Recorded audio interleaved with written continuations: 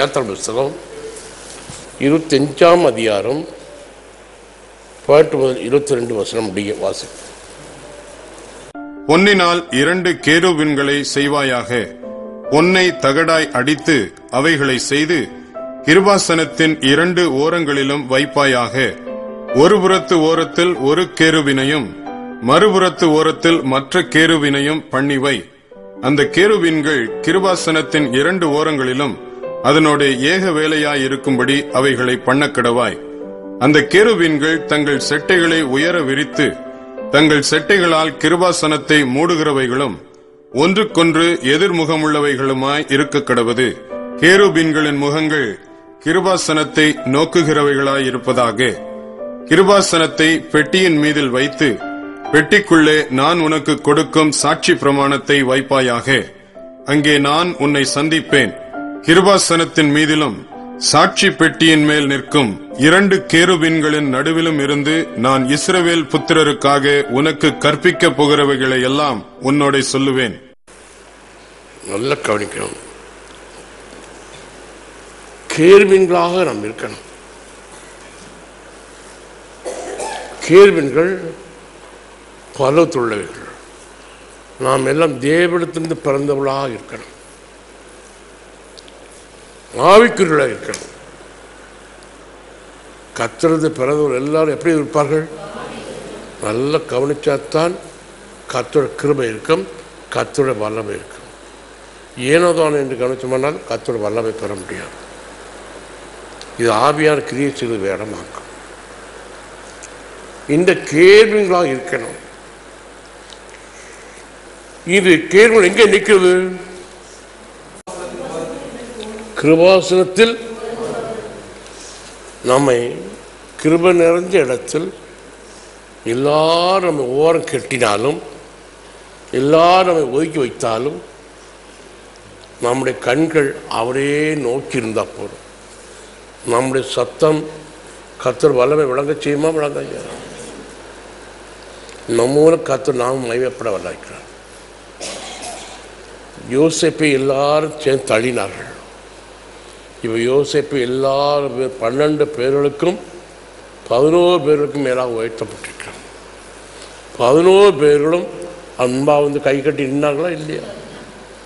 இதே போல் யாரெல்லாம் நம்ம ஒதுக்கி வைத்தாலும் நம்முடைய கண்கள் அவரையே நோக்கி இருக்குமானால், எனக்காக சிலுவையில் அறையப்பட்டேன், எனக்கு கிருபை கிடைப்பதற்காக நீ உயர்த்தப்பட்டிருக்கிறீர். எல்லா நாமத்துக்கு மேலாக நீ உயர்த்தப்பட்டிருக்கிறீர். எனக்காக நீ ரத்தம் சிந்தி உன்னை நாமத்தை எனக்காக தரித்திருக்கிறேன். நீ ரத்தம் சிந்தி நோக்கம், அதனுடைய கரைத்தொகை நீ பிதாவுக்கு செலுத்தும் நோக்கம் என்னை இறைத்து முத்திரையிடுவதற்காக. உம்முடைய முத்திரை எனக்கு தரிக்கப்பட்டிருக்கவே. ஆனால் முத்திரையிடப்பட்டவர்களால் அடக்கம் அடையாளங்கள் ஆன முத்திரையிடப்பட்டவர்களால் சொல்ல முடிய வார்த்தையோட வல்லமை என்ன இங்கே பார்க்கணும். பலத்திற்கு அசுத்தவான்கள் இறைச்சல் எப்படி இருந்தது? பெருவெள்ளத்தின் இதே போல ரத்தத்தை என்னுடைய பாவங்கள் ரத்தத்தை எல்லாம் நீ கிருபையை மன்னித்து அதை கரைத்து பிதாவுடைய செலுத்தப்படினால் எனக்கு என்ன செலுத்தப்பட்டிருக்குது? என்ன தரிக்கப்பட்டிருக்குது? உங்களுடைய நாமம் சரி. அந்த எண்ணத்தோடு கர்த்தரை சோத்தித்தால் ஆலயம் முழுவதும் மகிமையாக இந்த கேள்விகள் கர்த்தர் தொழுதுகள் வேண்டி கர்த்தர் பரிசுத்தர் பரிசுத்தர் என்று ஓரங்களில் இருந்தால் சொல்லும். கர்த்தருடைய நாமம் அவர மகிமை முழுவதும் ஆலயம் முழுவதும் இருக்கும்.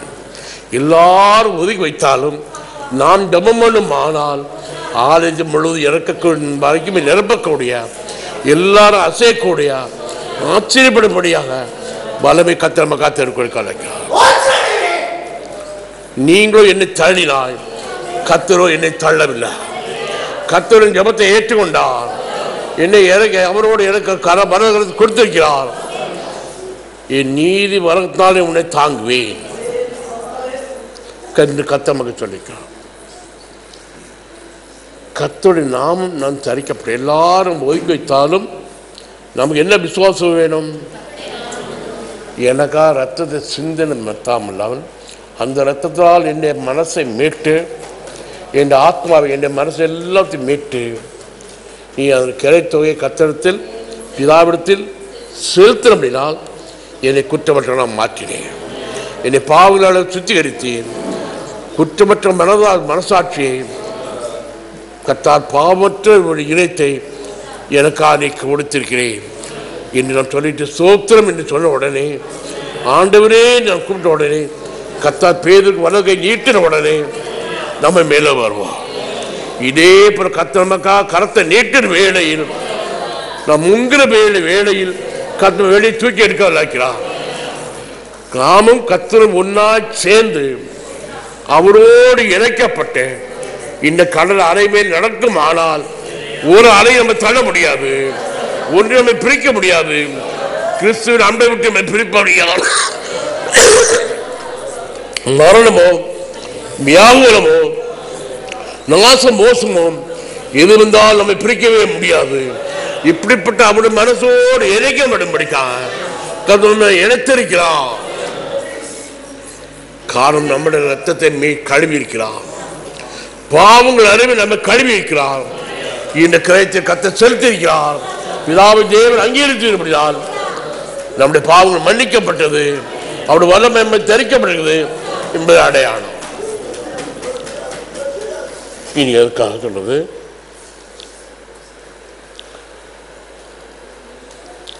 அந்த 20 வசனம். அந்த கேருபீன்கள் தங்கள் செட்டைகளை உயர விரித்து தங்கள் செட்டைகளால் கிருபாசனத்தை மூடுகிறவைகளும் ஒன்றுக்கொன்று எதிர்முகமுள்ளவைகளுமாய் இருக்க கடவது. கேருபீன்களின் முகங்கள் கிருபாசனத்தை நோக்குகிறவைகளாய் இருப்பதாக. நம்ம எல்லாரும் ஒதுக்கி தள்ளினாலும் ஒதுக்கி வைத்தாலும் நமக்கு செட்டைகள் 2 செட்டைகளை கற்றுக் கொடுக்கிறார்.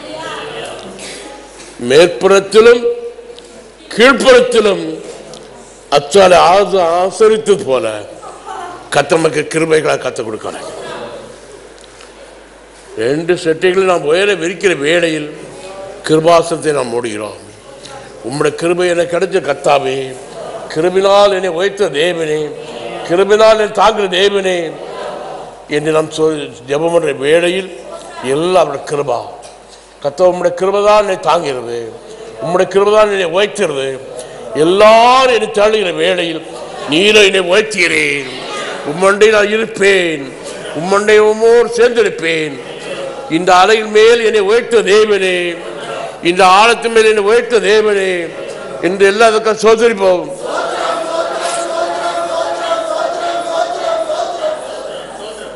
இந்த செட்டைகளால் பறந்து போகக்கூடிய அனுபவம். இந்த செட்டைகளின் நுனியில் இறைச்சல் வல்லமை கேட்கப்படும். அந்த வசனம் கேருபீன்களுடைய செட்டைகளின் இறைச்சல் சர்வத்துக்கும் வல்ல தேவன் பேசுகையில் உண்டாகும் சத்தம் போல வெளிப்பிரகாரம் மட்டும் கேட்கப்பட்டது. தேவனுடைய சத்தம் போல அது உயிர் இருந்தால்தான் இப்படி வாசிக்க முடியும். இந்த கேருபீன்கள் ஒதுக்கி வைக்கப்பட்ட கேருபீன்களுடைய சத்தம் தேவனுடைய சத்தம் போல்.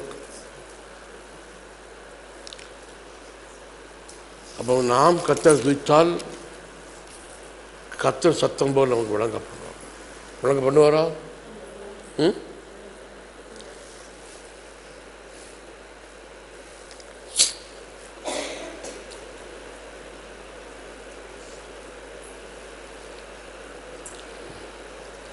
இனி 10ஆம் அதிகாரத்தில் 20 வாசிக்கணும். ரொம்ப முக்கியம். இது நான் கேபார் நதி அண்டையிலே இஸ்ரவேலின் தேவனுக்கு கீழே இருக்க கண்ட அந்த ஜீவன் தானே, அவைகள் கேருபீன்கள் என்று அறிந்து கொண்டேன். இது நான் கேபார் நதி அண்டையிலே இஸ்ரவேல் தேவனுக்கு கீழே அந்த ஜீவனைத்தான் நாம் கொடுத்திருக்கிறோம். இந்த ஜீவனை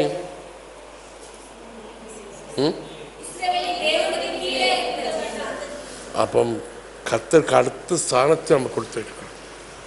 அந்த நாமம் நமக்காக தரிக்கப்படும். இந்த ஜீவன் நமக்காக கொடுத்துருக்காங்க.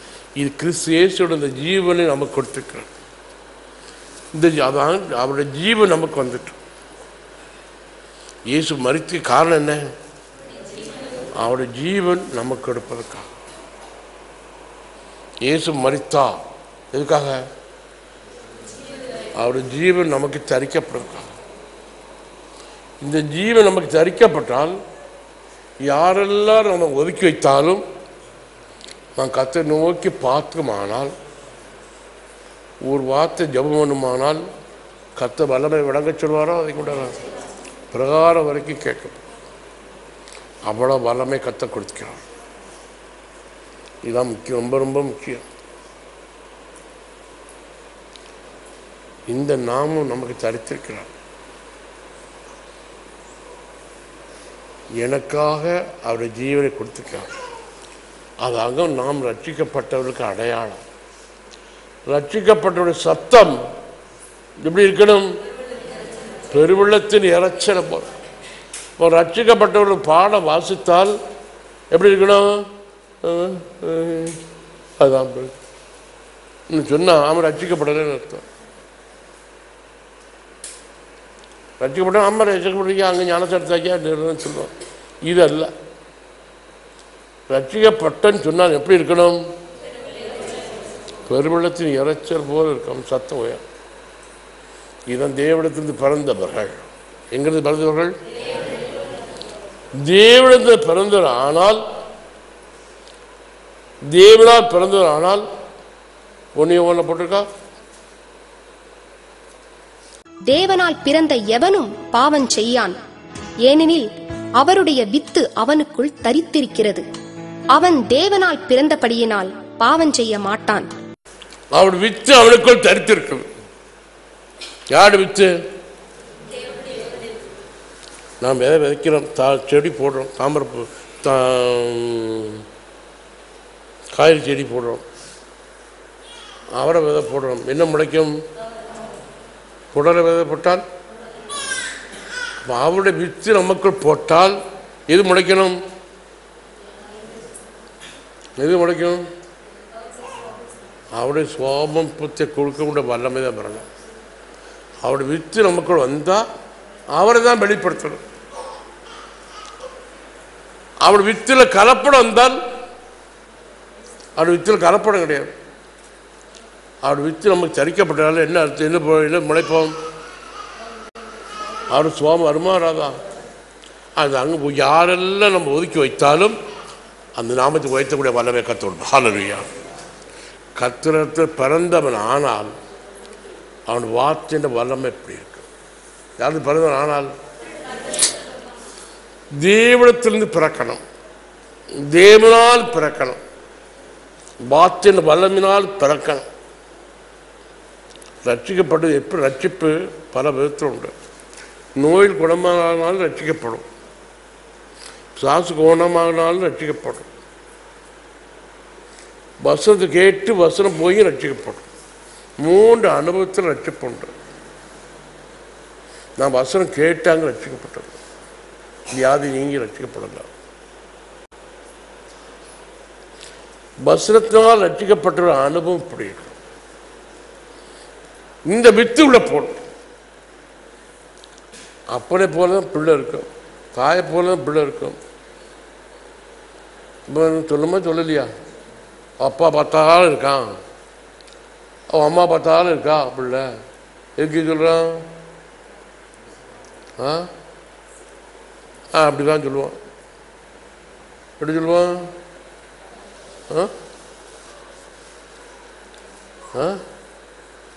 அப்பா என்ன குணம் உண்டோ அத்தனை குணம் பிள்ளைக்கு இருக்கும். காரணம் யாரோட மகன்? அப்பாவோட மகன். இதே போல் தேவனுக்கு பிறந்த ஆனால் தேவனுடைய குணமா இருக்கும். இது அச்சு அடையாளம் தனால் தெரியும். தேவனுக்கு பிறந்த ஆனால் யாரெல்லாம் ஒதுக்கி வைத்தாலும் கண்டிப்பாக கர்த்தர் நாமத்தை உயர்த்துவானோ உயர்த்தாதா? இவனுடைய சத்தம் பெருவுள்ளத்தின் இறைச்சல போர். மோசே பிறந்தான் தெய்வீக அழகுள்ளவராய், அப்பனை போலும் இல்லை, அம்மையை போலும் இல்லை. தெய்வீக சந்தனுடையவராய் பிறந்தான். ஆரோனும் பிறந்தான், இந்த அழகு இல்லை, அவன் மாம்சத்தில் பிறந்தான். ஆதலால் இஸ்ரேல் ஜனங்களை நிர்வாணமாக்கினார் என்று மலையாள மொழி பைபிளில் போட்டிருக்க. பைபிள் நல்லா வாசிக்கணும். வாசிக்க இதை வாசி, அந்த பைபிள் வாசி, இந்த பைபிள் வாசி என்று கத்த ஆவியான நம்ம சொல்லித்தரணும். இப்போ நான் இதை வாசிக்கும்போது இந்த அதிகாரத்தை எடு, தமிழ் அடுன்னு சொல்லிட்டாரு, இதை எடுத்து வாசிக்க. ஆவியான நமக்கு எதுக்க கொடுக்குறாரு? நம்ம படிப்பிச்சு தருவுக்கு. ஆவியார் பரிசுத்த ஆவி பெறுவது எதுக்காக? நம்மை படிப்பித்து நமக்கு சொல்லித்தரதான் ஆவியார பெறுது. ஆவியார் எங்களுக்கு சொல்லித்தராண்டா, எங்களுக்கு ஆவியார் வேண்டாம், இந்த வெறுப்பில் இருக்கிறவங்களுக்கு தான் ஆவியார் கிடைக்கவே கிடைக்காது. ஆவியாளர் மானானது நீரோடு வாஞ்சிது கதிர் போல அவ்வளோ வாஞ்சிருந்தால் தான் இந்த ஆவியானவர் அவனுக்கு இறங்குவார். இந்த ஆவியார் இறங்கினால் அவர் கற்றுத்தருவார், அவர் நடப்பித்து தருவார். அவர் கேட்கணும்.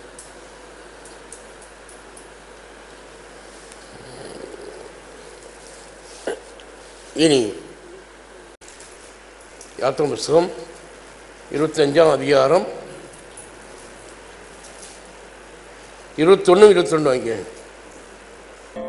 கிருபாசனத்தை பெட்டியின் மீதில் வைத்து பெட்டிக்குள்ளே நான் உனக்கு கொடுக்கும் சாட்சி பிரமாணத்தை வைப்பாயாக. அங்கே நான் உன்னை சந்திப்பேன். கிருபாசனத்தின் மீதிலும் சாட்சி பெட்டியின் மேல் நிற்கும் 2 கேருபீன்களின் நடுவிலும் இருந்து நான் இஸ்ரவேல் புத்திரருக்காக உனக்கு கற்பிக்க போகிறவைகளை எல்லாம் உன்னோட சொல்லுவேன். கர்த்தர் சந்நிதி 2 கேருபீன்கள் நடுவில் அங்கு இருக்கிறாங்க. கர்த்தர் சந்நிதி என் நாமத்தினால் 2 3 பேர்கள் அவர் நடுவில் இருக்கின்றது. அவருடைய நாமம் தரிக்கப்பட்டவர்களாக கூடிய இடமாக கர்த்தர் சந்நிதி. சாட்சி பிரமாணம் 10 கற்பனைகளும் பெட்டிக்குள் இருக்கு. எல்லா கற்பனை பிரகாரம் நான் நடக்கிறேன், எல்லா வசனத்து பிரகாரம் நான் நடக்கிறேன். இந்த பிரமாணம் என்னை இணைத்துள்ளிருக்குது. அந்த வசனத்தை நாம் கை கொண்டு கிருபையில் நிற்கும். ஆனால் நம்மளோட சத்தம் பெருவெள்ளத்தை இறைச்சல் போல. ஹல்லேலூயா. நம்மளோட சத்தத்துக்கு ஒரு வல்லமை இருக்க வேண்டுமானால் நீ இயேசு நாமம் என்று சொல்லி கூப்பிட்டால் ஒரு வல்லம் வரும். என்ன வரணும்? இந்த வல்லம்னால் லேசில் ஒரு சாத்தம் பிடிச்சி வராது. கிருபை இருந்தால் தான் வரும், இல்லைனால் சாத்தம் வராது.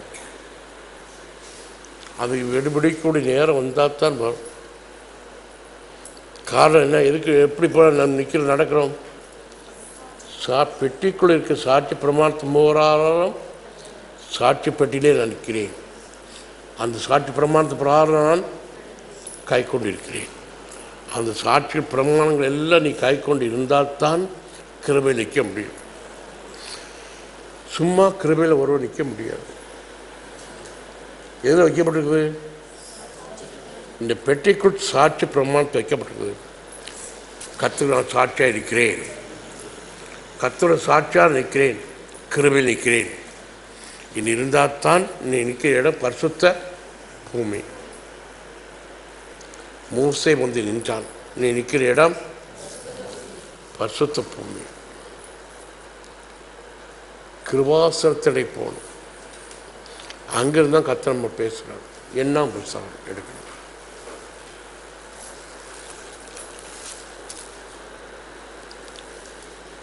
ஏழாம் அதிகாரம் 89 மோசே தேவனோடே பேசும்படி ஆசரிப்பு கூடாரத்திற்குள் பிரவேசிக்கும் போது தன்னோடே பேசுகிறவரின் சத்தம் சாட்சி பெட்டியின் மேலுள்ள கிருபாசனமான 2 கேருபீன்களின் நடுவிலிருந்து உண்டாக கேட்பான்.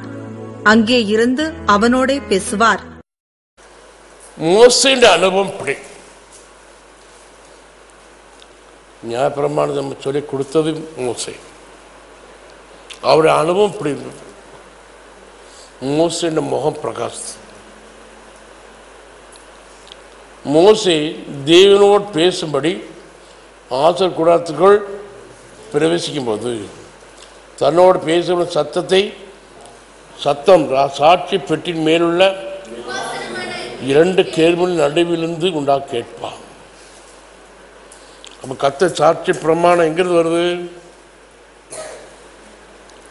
2 கேள்விகள் நடுவில் நாம் மாம்சப்படி நடந்தால் பிரமாணத்தை கர்த்தருடைய வசனம் நமக்குள் வராது. ஆய்பிராறு நடக்கிறவர்களுக்காக்கும் கர்த்தர் பிரமாணம் இருக்கு. அவருக்கு ஆக்கின தீர்ப்பு இல்லை. யாரெல்லாம் ஊக்கி கட்டாலும் இந்த கேள்வி மேலே ஏறும். இதுக்கு 2 செட்டைகள் கொடுக்கப்படும். எதுக்கு? எல்லாரும் ஒதுக்கப்பட்ட கேள்விகளுக்கு 2 செட்டைகள் கொடுக்கப்பட்டுதா? எதுக்காக? நீ ஜெபம் பண்ணால் அது உயர ஏறணும், நீ பாட்டு படித்தால் உயர ஏறணும். எல்லாரும் உன்னை ஒதுக்கி வைக்கிற வேளையில் உன்னை ஜபத்தை பரம்பு எட்டுகிற வேளையில் அங்கிருந்து அக்கினி இறங்கும். பரல எட்டின உடனே அந்த அக்கினியில் பவர் இறங்கும். இதுதான் எலியா ஜபம் பண்ணினான். எலியா பக்கத்து உற்ற மனுஷன் சேரலாம். எலியாவும் தேவனும் தான் இருந்தான். எலியா பட்சத்தை யாரும் இல்லை. அதான் கருத்தம். என்னை கேட்டவர்களும் என்னை கேட்டவர்களும் ஜபான். இந்த ஜபான் அங்கே போய் எட்டிட்டு இவர் எல்லாரும் பலிபடத்தை சுற்றிலும் நினைச்சாங்க. 3 தடவை தண்ணியை ஊற்றி ஊற்றி நினைச்சாங்க. தண்ணி கட்டிட்டு அங்கிருந்து அக்கினி இறங்கிட்டா. எப்படி இறங்கிட்டு?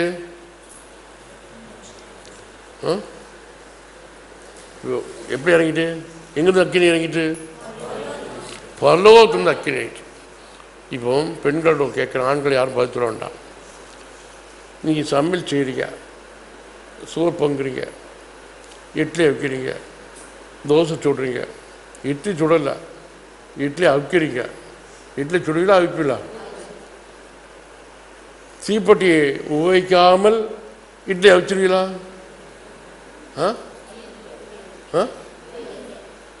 தோசை சுட்டலாமா? சோறு பொங்கிடலாமா? அப்போ எலி அப்படிதான் எப்படி அக்கினி இறங்கிட்டு?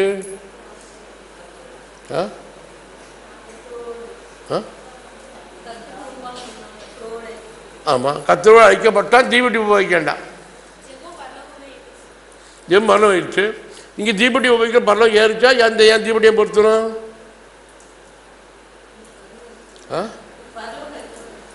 அது பரலம் இது என்ன அக்கினி?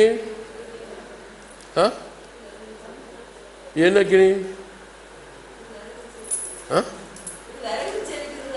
ஆமாம் ஆமாம், பரல அக்கினிக்கு எப்போ விறகு செருக்கி இருக்க அக்கினிக்கு என்ன வித்தியாசம்? கோபப்படக்கூடாது. சத்தியம் தான் சொல்கிறேன். கோபம் ஏன் பத்துருது?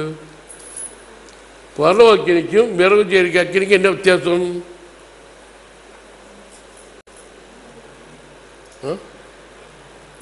என்ன வித்தியாசம்? சோறு பொங்கலோட தான் கேட்க வயிற்றுக்கு தான் பக்கம். அது கத்தரே தேவனிடம் கத்த பக்கம் திரும்பும். பரலோக அக்கினியை கண்டால் எல்லார மனசும் கர்த்தரே தெய்வம் என்று திரும்பும். இந்த வைத்த நிரப்பினா கர்த்தவன் திரும்புமா? அதான் ஏசு கல்யாணத்தில் சாப்பிடலாம். கல்யாணம் போனார். எதுக்கு? தண்ணீரை திராட்சரசம் மாற்றுதான் போனார். அப்போ நாம் இருக்குது எது இறக்கணும் பரலோக வல்லமை காணணும். நாம் ஒரு இடத்துக்கு போனோம், எது காணணும்? பரலோக வல்லமை கோணதுக்காகவும் கர்த்தர் அக்கினியாக இறக்கிறார். கிறிஸ்துவின் ஜீவன் நமக்கு கிடைச்சால் அவர் ரத்தம் எனக்கு பரம்பு செலுத்தப்பட்டது. ஆனால் பரலோக வல்லமை கிடைக்கிறது. அப்படி நாமம் தரிக்கப்பட்டது. பரலோக வல்லமை கிடைக்கப்படுதா இல்லையா? ஈசு நாம எனக்கு தரிக்கப்படுகிற அடையாளம் ஒரு வல்லமையை கொடுக்கிறான். இந்த வல்லமை பரலோகத்தை அசைக்கிறோம். ஹல்லேலூயா. நாம் ஜெபம் பண்ணால் பரலோகத்தை போய் எட்டிட்டு, ஆனால் எல்லாரும் கர்த்தரே தேவன்.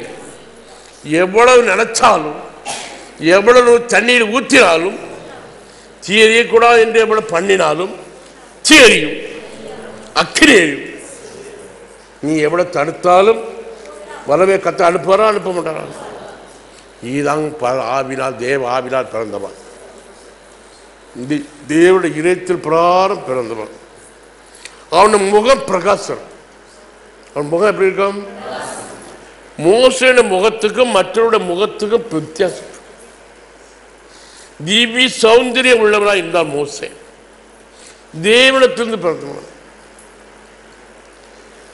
தேவனிடத்தில் பிறந்தவனுக்கு அழகு உண்டாக்கணுமோ? அப்போ ஒரு பெண்ணு தேவனிடத்தில் பிறந்தது ஆனால் அவள் காது குத்தணுமோ? அப்போ செயின் போடணுமா? தேவி அழகு இருக்க, இந்த அழகுலாம் போட்டால் இது எப்படி இருக்கும்? அது அழகா பிறந்திருக்கு, தேவி அழகா பிறந்திருக்கு, இதுக்கு வேறொரு அழகு கொடுக்கணுமான்னு கேட்க. அப்போ ஏன் அழகு போடுறோம்? காதல் கையில் ஏன் போடுறோம்? எங்களுக்கு தெய்வீக சமுதிரம் கிடையாது, நாங்களே அழகுபடுத்துகிறோம், உன் அளவு நீ வச்சுக்கோ. இது வேணும், தெய்வீக அழகு வேணுங்கிறதுக்காக நம்ம சொல்லிடுறோம். நம்முடைய வார்த்தை மூலம் தெய்வீக அழகு உண்டாகும். அதாக்கு என்னுடைய கல்யாணத்துக்கு எங்கள் அக்கா வந்து போட்டேன். என் கூட இருந்தால் யாரும் கிடையாது.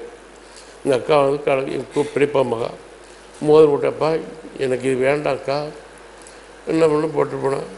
அப்போ கல்யாணம் முடிஞ்ச போனால் உங்களை கையில் கொடுத்துட்டேன். எனக்கு வேண்டாம் வா, என்ன கொடுப்பான்னு போயிட்டான். நல்ல ஒரு சேலை எடுத்து கொடுத்தாச்சு, நல்ல ஒரு ட்ரெஸ் எடுத்து, அவன் பிள்ளைங்க எல்லாத்துக்கும் ட்ரெஸ் எடுத்தாச்சு. அப்போ நமக்கு எது வேணும்? எது வேணும்? தெய்வீக அழகு தான். மோசே போல இருந்தப்போ, மோசே போல் இருந்தால்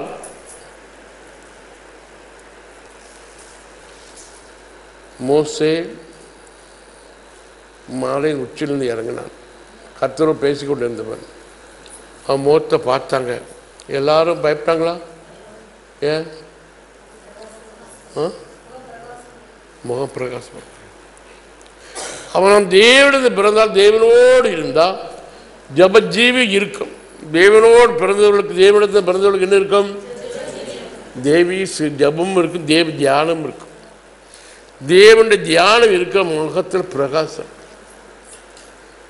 ஜபம் இருந்தால் தியானம் வேணும். தியானமாக இருந்தால் முகத்தில் பிரகாசம். உதாரணம் உங்களுக்கு சொல்கிறேன்.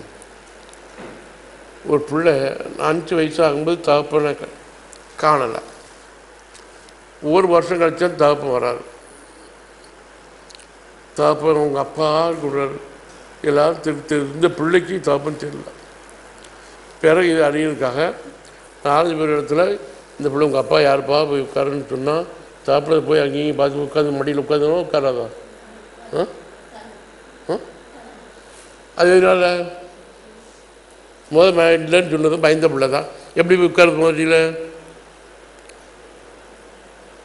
மடியில் எப்படி அப்பா அப்பா மடியில் எப்படி உட்காருது? ஆண்டு தான் தெரியும். அந்த தெய்வ கிருபை அது முடியலையாது. இதே போல தேவனுடைய பிறந்த ஆனால் கர்த்தரோடு தான் ஐக்கியம், வேற யாரோடு ஐக்கியப்படாது. தேவனுடைய பிறந்த ஆனால் யாரோடு ஐக்கியப்படும்? கர்த்தரோடு ஐக்கியம். எங்களோட ஐக்கியம் பிதாவோடும் இயேசு கிறிஸ்துவோடு இருக்கும், வேற யாரோடு ஐக்கியம் இல்லை. அவன் பரிசுத்த ஆவியோடு ஐக்கியமாக இருப்பான்.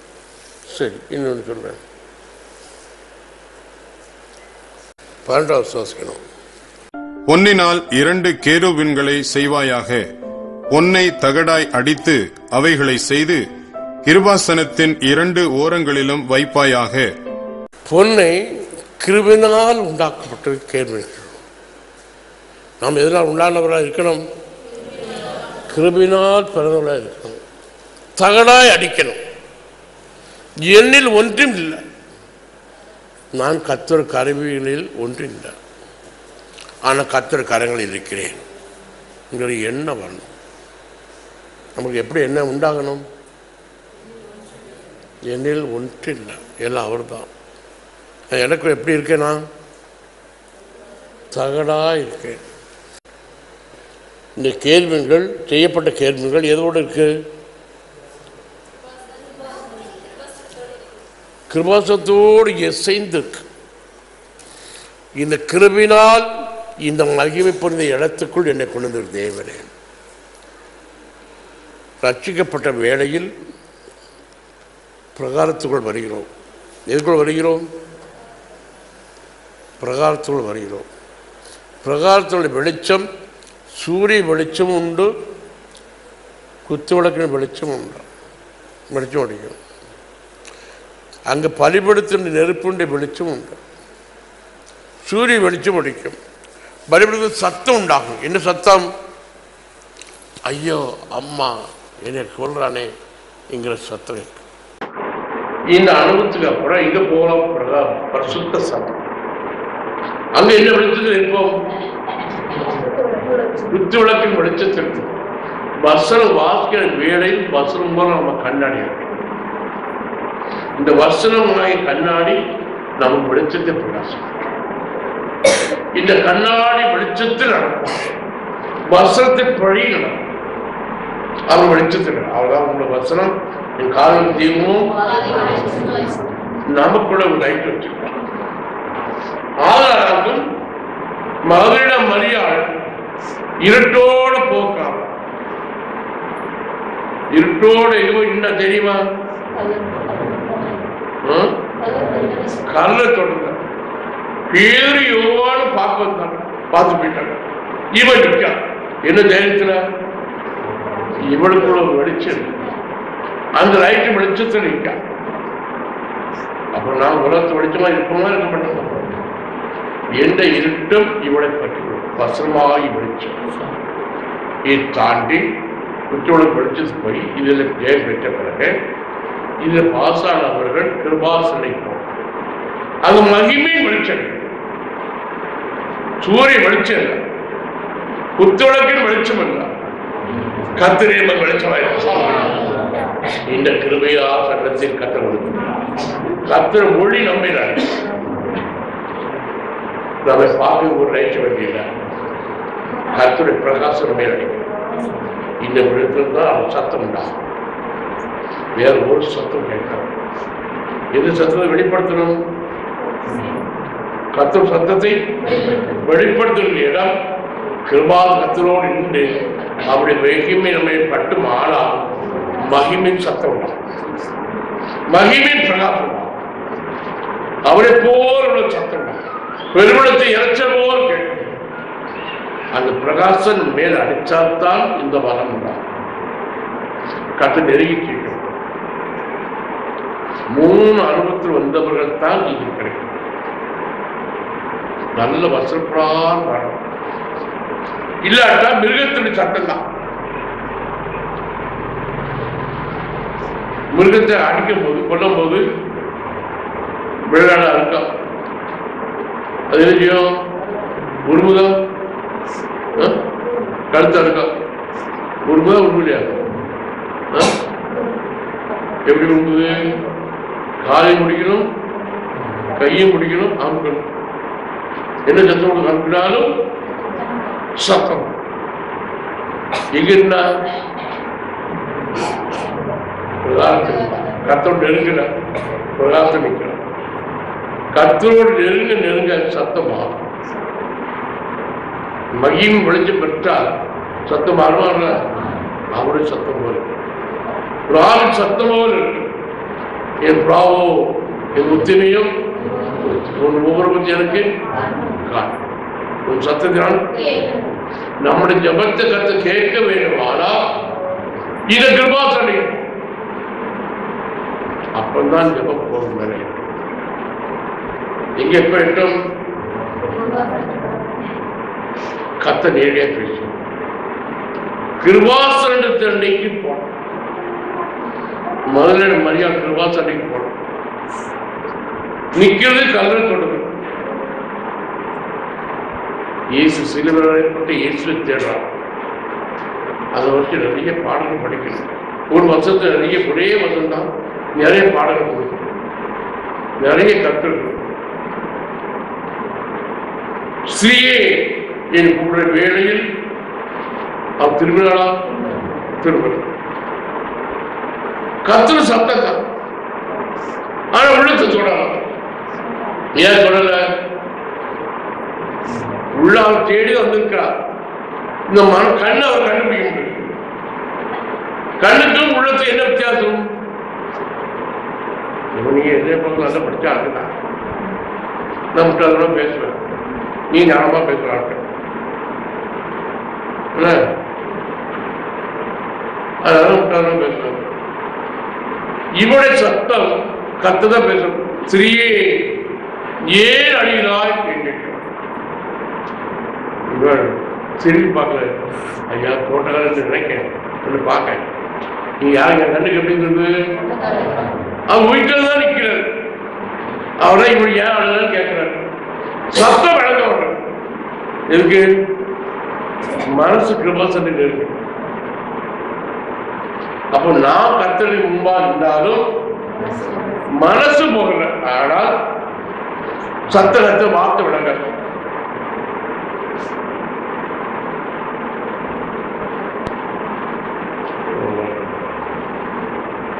கர்த்தர் வார்த்தை விளங்க.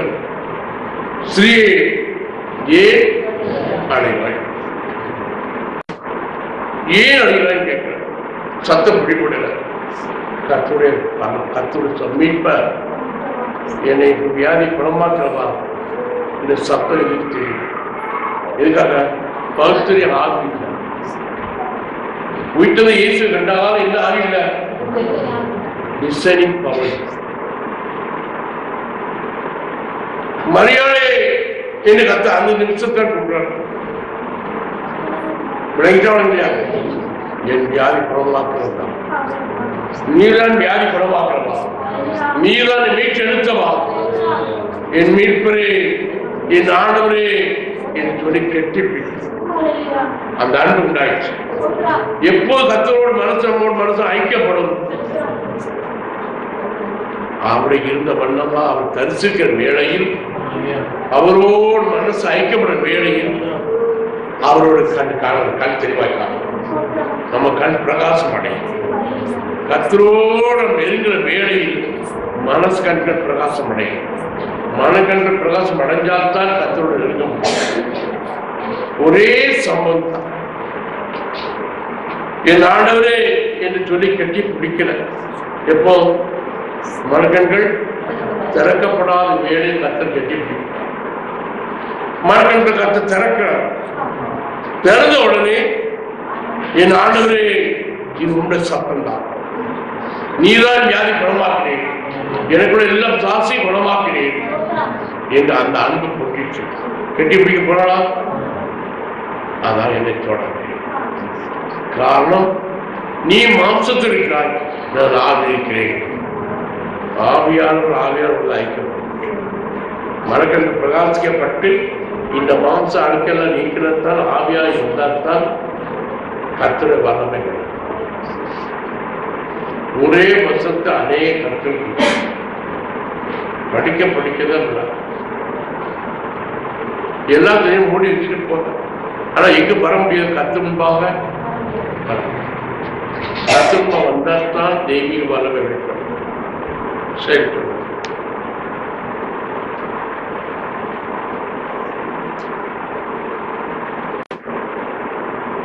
ஒன்றாஞ்சங்கள் 8ஆம் அதிகாரம் 7ஆம் வசனம். கேருபீன்கள் பெட்டி இருக்கும் ஸ்தானத்திலே தங்கள் 2 செட்டைகளையும் விரித்து உயர இருந்து பெட்டியையும் அதன் தண்டுகளையும் மூடிக்கொண்டிருந்தது. செட்டைகள், விரிக்கப்பட்ட செட்டைகள், பெட்டியையும் கிருபாசனத்தையும் மூடியிருக்கிறா இல்லையா? அவன் கிருபாசனத்தையே சார்ந்து, தேவ கிருபையே சார்ந்து, கிருபைக்கான மனுஷன் எது சார்ந்திருப்பான்? எல்லாம் அவருடைய கிருபைதான் நடக்கும்.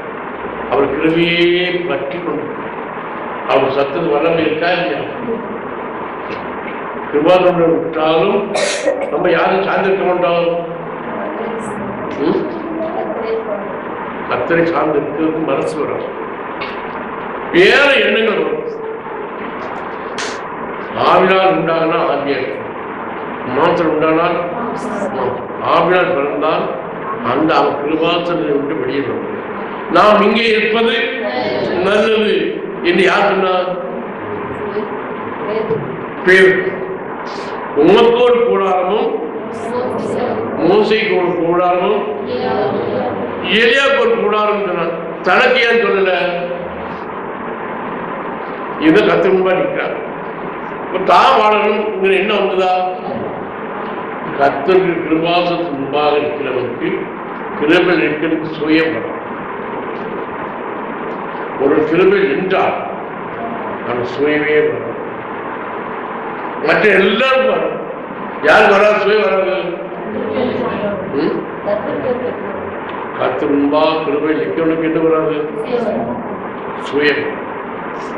ஜெபம் பண்ணும்போதே தெரியும் சுயம் இருக்கா இல்லையான்னு கண்டுபிடிக்கணும். அப்படி கேட்ட சொல்ல மாட்டான். கேட்ட வேறத்தான் பேசுவோம். ஏனைக்கு போலதான் பேசுவோம். கேட்டு அறியக்கூடியது அந்த ஆசிரியர் அறியணும். அவன் ஜெபம் விதத்தில் அவன் அறியணும். சரி, இது எபிரேயர் 9:5. அதற்கு மேலே மகிமையுள்ள கேருபீன்கள் வைக்கப்பட்டு கிருபாசனத்தை நிழலிட்டிருந்தன. இவைகளை குறித்து விவரமாய் பேச இப்பொழுது சமயமில்லை. மகிமையுள்ள கேருபீன்கள் வைக்கப்பட்டு கிருபாசனத்தை எதுக்கு மேலே? அதிலே பொன்னார் செய்த தூபகலசமும் முழுவதும் பொற்றகடு பொதிந்திருக்கப்பட்ட உடன்படிக்கை பெட்டியும் இருந்தன. அந்த பெட்டியிலே மன்னா வைக்கப்பட்ட பொற்பாத்திரமும் ஆரோனுடைய தளிர்த்த கோலும் உடன்படிக்கையின் கற்பலகைகளும் இருந்தன. உடன்படிக்கை பண்ணி நம்மோடு உடன்படிக்கை அந்த கற்பனை எதுல எப்படி இருக்குது? இணைக்கப்பட்ட பலகை, முன்பு கூத்து பலகையா கொண்டு போகணும். எப்படி கொண்டு போகணும்? நம்மில் ஒன்று இழைக்கப்பட்ட ஒரு முள்ளு கட்டக்கூடாது. எல்லாம் தடை பார்த்து அப்படி இருக்கணும்.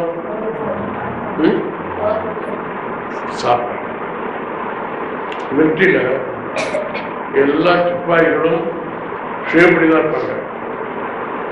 அதனுடைய கமெண்ட் வந்து பார்ப்பாங்க. நீர் பார்த்து எல்லாரும் சுயப்படிதான் இருப்பாங்க. உருண்டை வந்துட்டு இப்படி பார்ப்பாங்க. இப்படி இருப்பாங்க. இது பார்த்தா தட்டு விடணும், தட்டு விடாதா? அப்படி நீ இப்படி வந்து அவன் தட்டுப்பட்டு என்ன பண்ணிட்டு முழு சரியா. இதே போல நான் எப்படி இருக்கணும்? அது மொத்த பறைய இருக்கணும். இழைக்கப்பட்டேன் ஒரு கரணங்களும் நமக்கு இருக்கக்கூடாது.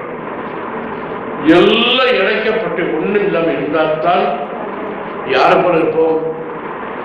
கிருபையினால் கத்தம் மூடி நமக்கு தெய்வ கிருபை மகிமையால் மூடி நம்ம சத்தம் மகிமையா. நம்ம சத்தம் எப்படி இருக்கணும்? பெருவளத்தின் இலட்சணமோ இருக்கணும். நம்ம சத்தம் மகிமையா இருக்க வேண்டுமானால் கத்தக்கூடிய சத்தம் பெருந்துணி போல் இருக்கணும். அவன் எக்கால ஊதுற வேளையில், பெருதுணியா ஊதுற வேளையில் யாரும் வீட்டுக்குள்ள இருப்பாங்களா? எல்லாரும் வந்து வித்துட்டு இருப்பாங்க. அப்ப நம்ம சத்தத்தை கேட்ட உடனே அடியே அனுப்போம் என்று தங்களை இருக்கும். மகிமையா இருந்தால்தான் கத்தத வார்த்தை மகிமையா இருக்கும். நம்முடைய சத்தம் வல்லமை உள்ளதாக இருக்க வேண்டுமானால் இந்த கிருபாய் நிறைந்த இடத்தில் இருந்தால்தான் கத்தர் வார்த்தை வாயா. அவருடைய வாயாக நாம் மாறணும். யாரோட வாயாக? கத்தோட வாயாக நாம் மாற வேண்டுமானால் இந்த அனுபவத்துக்கு வரணும். இதான் வெளிப்படுகிறது 4:8. அந்த 4 ஜீவன்களிலும் ஒவ்வொன்று அவ்வாறு சிறகுகள் உள்ளவைகளும் சுற்றிலும் உள்ளேயும் கண்களால் நிறைந்தவைகளுமாயிருந்தன. அவைகள் இருந்தவரும் இருக்கிறவரும் வருகிறவருமாகிய சர்வ வல்லமையுள்ள தேவனாகிய கர்த்தர் பரிசுத்தர் பரிசுத்தர் பரிசுத்தர் என்று இரவும் பகலும் ஓய்வில்லாமல் சொல்லிக் கொண்டிருந்தன. உனக்கு என்ன பாடம் கிடைக்கும்? மகிமையுள்ள இடத்தில் நின்றால் ஆவிக்குரிய பாடம் கிடைக்கும். உள்ளான மனுஷர்கள் பிறந்த வல்லமை விளங்குமா? அகமும் புறமும் கண்டிருக்கிற ஆளுக்குரிய பாருங்கள், தெய்வீக தரிசனங்கள், தேவ வாக்கம்டா நம்ம கண்கள் பிரகாசம். இந்த மகிமையை பரிசுத்தர் சொல்ற வேலை ஆலயம் முழுவதும், ஆலயம் முழுவதும் நமக்கு மகிமை கிருபாசனம் போய் நின்றாலும் பிரகாரம் வரைக்கும் மகிமை அடிச்சுட்டு அடிக்கிட்டு அப்ப கிருபாசனம் கத்தோடி போய் நெருங்கினால் இவ்வளவு தூரம் மகிமை அடிக்கக்கூடிய வல்லமை கிடைக்கும். எல்லாரும் இதயங்களும் அசைக்கக்கூடிய வல்லமை கிடைக்கும். எப்போது நம்முடைய உள்ளமும் கர்த்தர் உள்ளமும் சேர்ந்து இருந்தால்தான் அவங்களோட நம்முடைய மனசு அவரோட மனசும் ஒன்னா இணையும்.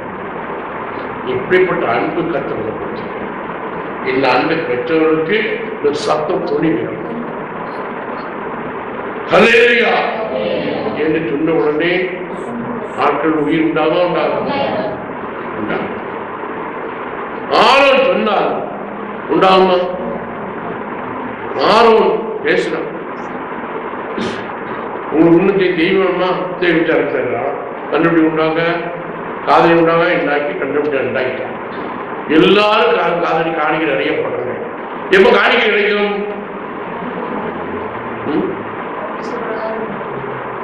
அவர் இஷ்டப்படாம செய்தா கிடைக்கும். ஆனா இஷ்டப்படம் செய்தானா?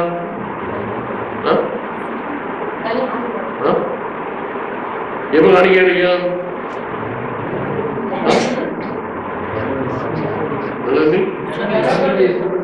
ஜனங்களுடைய இஷ்டப்பிரகாரம் செய்தான் காணிக்க வசதி. ஜனங்களுடைய இஷ்டப்பிரகாரம் கருத்து சித்தப்பிரகாரம். அப்ப ஆரோட மொழியும் காணிக்கை கிடைக்கிற வழி நல்ல சிந்திச்சாத்தான் விடும். ஆவிக்கேட்டு கொஞ்சம் சிந்திக்கிறதான் விடும். தேவனத்தை பிறந்ததால விடும். காணிக்கை உண்டாயிட்டான், கண்ணுடைய உண்டாயிட்டான். அந்த வேலை யார் விட்டா? மோசை விட்டான். இந்த கண்ணுட்டியை உடைச்சிட்டான். உடைச்சு காணாம பொடியாச்சு. தண்ணியில கரைச்சி குடிக்கணும் குடிச்சானா? அப்ப யாரோட வல்லமை உண்டாயிட்டு? எங்க தெய்வம் யார் உடைச்ச? யாரு கேட்டாங்களா? ஏன் கேட்கல? முன்னுக்கு தெய்வத்தான மரம் உண்டாக்குனா ஏன் கேட்கல? அந்த தெய்வம் மோசம் வந்தா மோசம் சத்தத்தை வல்லமை கிடைக்கும்.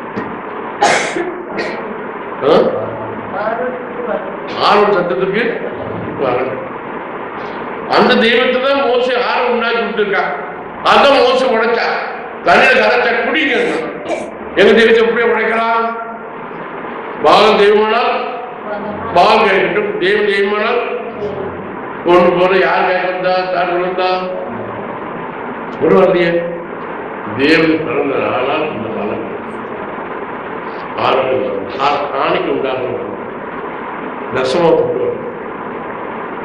எல்லாத்துலையும் காணிக்க இருக்கு. இந்த வயசு நடக்கும். உரப்புறவாச்சு மூச்சை கேட்கலாம், கேட்கல. கருட்டு உடைச்சால கரைச்சால யார் என்ன கேட்டாலும் ஏன்